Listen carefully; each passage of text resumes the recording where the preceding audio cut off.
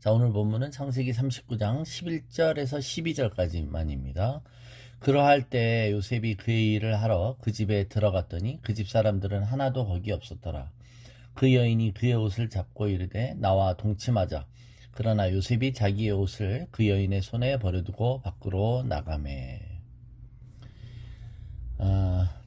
1993년도의 영화 로버트 레드포드 데미 무어 주연의 은밀한 유혹이라는 그 미국 허리우드 영화가 있었습니다. 스토리가 이런데요. 대출금 상환 때문에 돈이 절실한 그 부부에게 억만장자인 로버트 레드포드가 이 데미 무어 부인인 데미 무어에게 하룻밤을 보내게 같이 지낼 수 있게 해준다면 100만 달러를 주겠다고 제안을 해요. 그래서 영화 제목이 여기서 나오는 Indecent Proposal, 무례한 제안인 것이죠. 그런 제안을 금전적인 필요가 있을 때 그런 제안을 받으면 어떻게 하시겠느냐 이런 겁니다. 재밌는 게요. 이 제안을 만일 미국인들에게 했을 때 당신은 어떻게 하겠느냐라고 미국의 시사주간지 뉴스위크가 미국 내 여성들에게 물어봤습니다. 어떻게 하겠느냐. 그랬더니 응답자 중에 다수의 사람들이 그 제안을 흔쾌히 받아들인다가 더 많았다고 합니다. 더 놀라운 것은 상대방이 만약 진짜 로버트 레드포드 같은 사람이라면 100만 달러 안 받아도 그 제안을 받아들인다는 웃지 못할 통계가 나왔다는 것이죠. 자, 보디발의 가정총무로서 일했던 요셉은 인정받은 노예로서 주인의 전적인 신임을 받은 성실하고 탁월한 종이었습니다. 그러던 어느 날 주인인 보디발의 아내가 요셉에게 동침하자는 제안을 계속 거듭 반복적으로 하고 있었습니다. 그러자 요셉은 빌미를 주지 않기 위해서 그녀와 함께 있지도 않았었죠. 그러나 이 적극적인 사모님의 유혹은 포기하지 않고 그를 계속 요구하고 있습니다. 오늘 읽은 11절 12절이 그것이에요. 자, 여기 11절 시작할 때 그러할 때입니다. 그러할 때. 이 그러할 때라는 말은 이 유혹이 한두 번이 아니었다는 거야. 반복적으로 이루어졌다는 걸 말합니다. 그 유혹이 거듭 요셉에게 행해질 때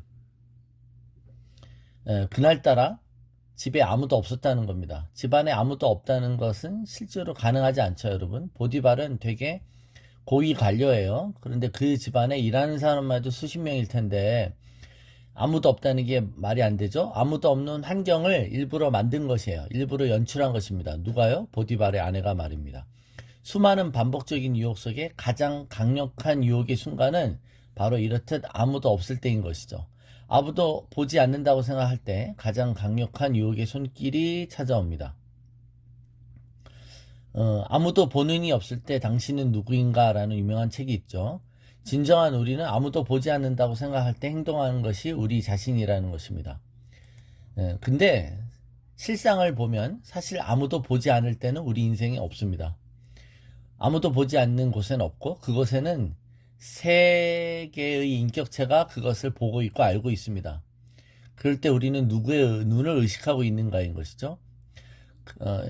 2025년도에 우리 교회의 표어는 코람데오입니다. 하나님의 임재 앞에서이죠.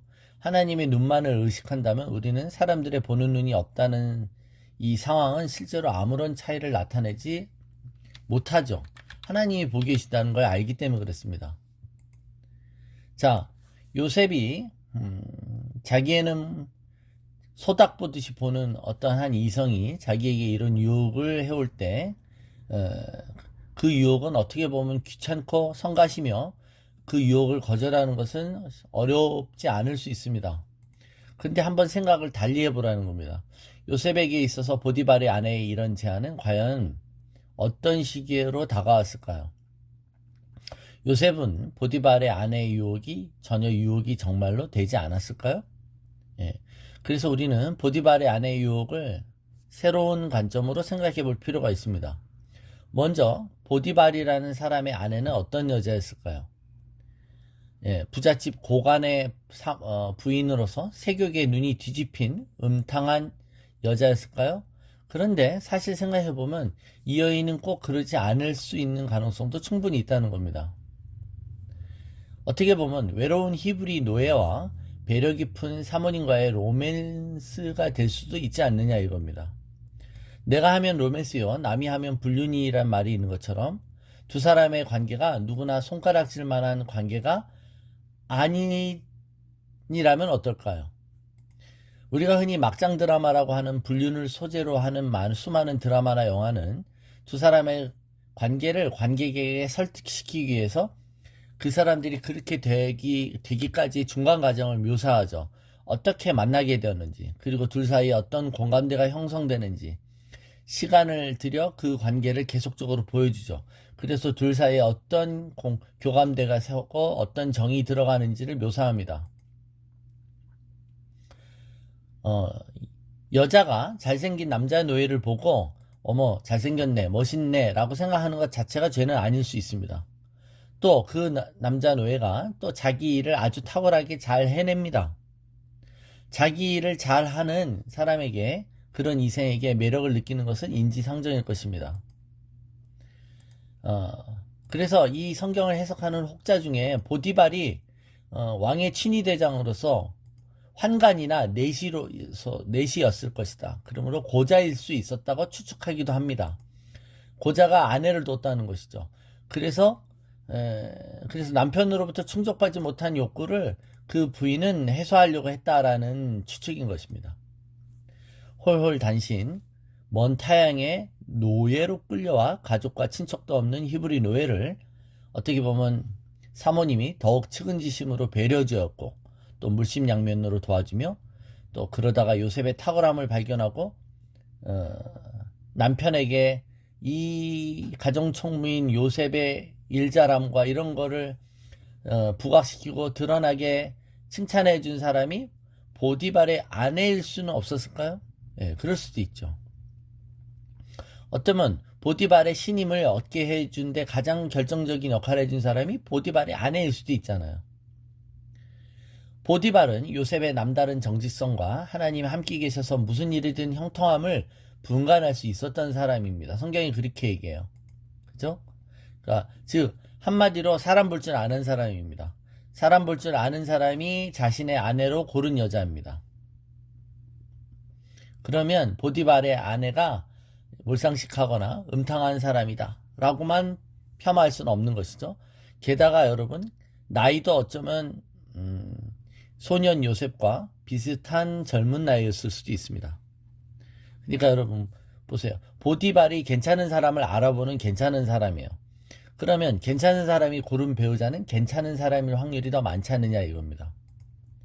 그래서 이런 추측이 전혀 허무맹랑하고 비약적인 추측은 아닐 수 있는 것은 우리가 성경 본문을 오늘 잘 보면, 오늘 본문은 아니지만 보디발 아내가 유혹하려는 자신의 제안이 거절받았을 때 그녀가 14절에 보면 종들 앞에서는, 이제 우리 또 장차 묵상할 구절이지만, 종들 앞에서는 저 노예가 나와 자려고 내게 와서 나를 겁탈하려고 해놓고 도망갔다고 말했어요. 근데 17절 정작 남편 앞에서는 내게 왔었다라는 모호한 표현을 씁니다. 그러니까 여주인이 자신의 남편 앞에서는 요셉의 강간 의도를 빼놓고 고백하는 것이죠. 어쩌면 요셉을 망치려고 하는 의지가 있었다면 최고의 결정권자인 남편 앞에서는 요셉을 더 모함하고 더 과장했어야 되지 않느냐 이겁니다. 그것은 어떻게 보면 요셉에 대한 미련이 남아서 요셉을 벌주려고 하는 마음들을 거기서 상쇄시켰을 수 있다는 겁니다. 여러분, 유혹이 정말 유혹이 될 때는 유혹 같지 않을 때 유혹이 되는 것입니다. 예수님께 와서 돌로 떡을 만들라고 마귀가 시험할 때 그 유혹하는 존재가 뿔 달린 애가 창 들고 와서 예수님께 와서 돌로 떡을 만들라고 하면 그 유혹에 누가 넘어갈 수 있겠습니까? 대부분의 유혹은 내 안의 목소리로 들리는 것이죠. 우리가 하나의 음성을 내 안의 음성처럼 듣는 것처럼 마귀가 우리를 시험할 때도 우리 안의 생각과 우리 안에 있는 욕망으로 제한을 하는 것입니다. 우리의 시험은 한순간에 낯선 이성과의 침대 위에서 시작되지 않습니다. 오히려 익숙해짐과 감정의 경계선이 느슨해질 때 거기서 나오는 친밀감으로부터 시작되는 것이죠. 잘생기고 일 잘하고 매너 좋은 요셉과 배려심 깊은 사모님이 자주 일로 인해 접촉하다가 넘지 말아야 할 감정의 선을 넘으면서 집착의 단계로 넘어갔다고 볼 수 있는 게 더 현실적인 유혹의 과정일 것입니다. 그러나 그 과정이 어떠했든 요셉은 보디발의 아내의 제안이 전혀 유혹이 되었든 안 되었든, 그죠? 예, 그게 진짜 유혹이 됐다 안 됐다를 따지지 않고 요셉은 어느 순간부터 그녀와 함께 있는 것을 거부했던 것입니다. 그것이 바로 우리가 지난주에 묵상했던 그들같이 순결하기 위해서 뱀같이 지혜로운 가장 첫 걸음인 줄로 믿습니다. 우리 자신을 과신하면 안 돼요. 나는 그 유혹을 이겨낼 수 있어. 나는 절대 안 넘어가. 나는 그 선의 근처까지는 가지만 그 선을 안 넘을 수 있어. 라고 자기 장담할 수 있는 사람은 아무도 없을 것입니다.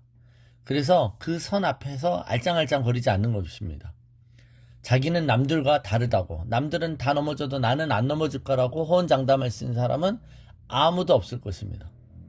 예, 그래서 이 요셉이 갖고 있었던 그런 깨어있음, 우리가 근신하고 정신 차리고 깨어있음은 바로 이런 부분인 것이죠. 예. 그래서 우리가 갈라디아서 6장에 누군가 형제가 시험 들었단 말을 들었을 때 우리가 겸손해지라고 말하잖아요. 나도 저 사람과 같은 상황이 됐었다면 나도 시험에 들 것이라고 생각하고, 그러니까 나를 지켜준 건 나의 인내력과 나의 결단력이 아니라 하나님의 은혜인 것이에요. 하나님의 은혜. 그래서 우리가 기도할 때 뭐라 그래요? 하나님 아버지 시험에 들게 하지 마옵시고 하는 겁니다. 불필요한 시험, 백해무익한 시험, 넘어지는 것 외에는 절대 나에게 도움이 되지 않는 그런 시험에 들지 않게 해달라고 우리 스스로 날마다 구해야 되는 줄로 믿습니다.